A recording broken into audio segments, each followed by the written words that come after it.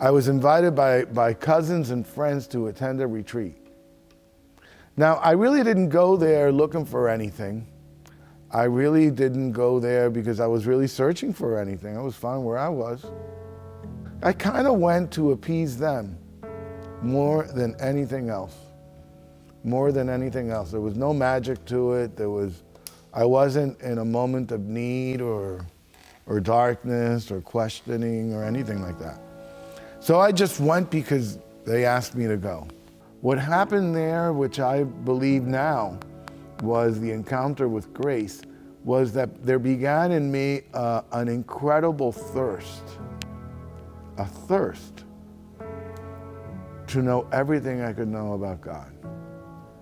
It was an incredible thirst. And it went deep. And it went deep, not in any fanatic sort of way or anything, but it went deep.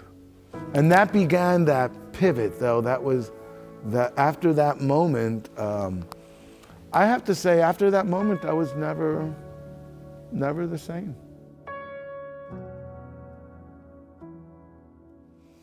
Well, it's a word that's really rooted in the scriptures, right? The scriptures is the story of the encounter of God with his people.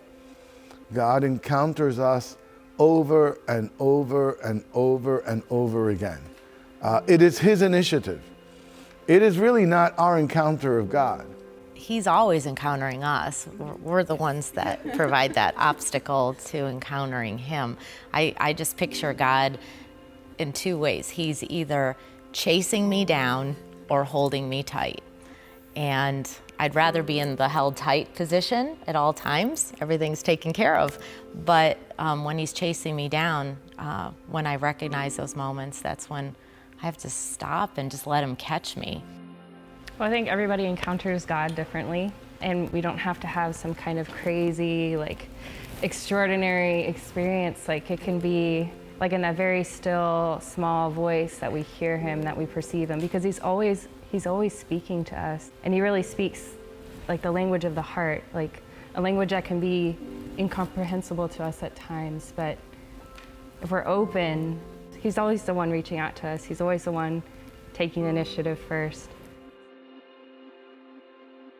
Well, it started with family and friends, right, for me in a lot of ways. But even before that, though, right? Because even as a child, my encounter with God was with my family in the context of church. So right from the very get-go, I began to at least perceive that this is not something I do on my own.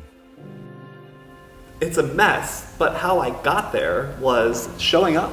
I had people who loved me that I didn't realize or know. They just kept inviting me over to their house and opening up their doors and sharing their love of Jesus with me. And I didn't have anything. I was just a dumb high school kid. And they loved me into a relationship with Christ. For the first time, I encountered people who liked me for me. I didn't have to prove anything. And that just really drew me in. I had no intention of being a Jesus kid. I was learning I am loved. I don't have to do things to earn love. I don't have to look a certain way, be a certain person for people to love me. I just have to be who I am, and that's what's attracting people. And that took me a while to learn that. I think a false image of holiness is that I live my life in complete bliss. Have a chat with John of the Cross and see what that's like. Have a chat with Teresa of Avila and see what that's like. Have a chat with anybody that is in a married relationship and see if that's true. Yeah, it is on the day of the wedding. Talk to them 6 months later. It's not exactly the bliss of the day of the wedding and the honeymoon anymore. Now it's about the real business of love. And love is demanding and love is sacrificial. I'm coming to know my security in Christ, and that it's only in him that I really know myself. That's the other thing, I guess, that I thought I'm going to have to change. I'm going to have to be something different, right? So I'm still the same guy I was, but I'm able to bring that because God wanted to use me. He wanted to use the talent, the treasure, the mess, whatever I was, in a specific way. You have been created. in the image and likeness of God and called to be a bride of Christ. That's amazing. I have been created by God and called to be his priest. And it's hard to believe sometimes, right? Think of like those early days after ordination, and you just like look in the mirror and you're like, really? Like, he called me, he wanted me to be a priest, and is this real?